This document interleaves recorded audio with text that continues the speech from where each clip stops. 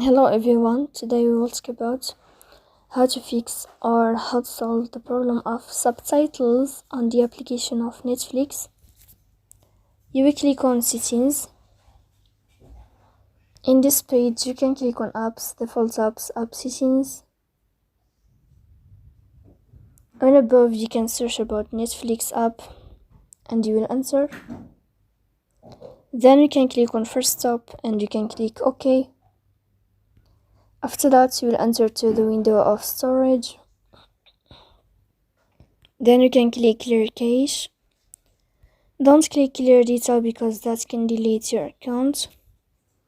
In the end you can turn on your airplane mode and you can turn off your airplane mode again.